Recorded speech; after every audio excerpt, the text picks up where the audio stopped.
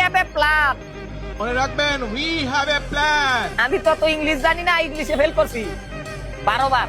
বর্তমানে প্রাথমিক বিদ্যালয়গুলোতে মোট শিক্ষকের সংখ্যা 3,76,489 জন। বর্তমানে প্রাথমিক বিশ্ববিদ্যালয়গুলোতে মোট শিক্ষকের সংখ্যা এবার ফাঁস করছি কোন রকম, যাতে প্ল্যানটা বাস্তবায়ন করা যায়। আমরা সেই প্ল্যান বাস্তবায়ন করব।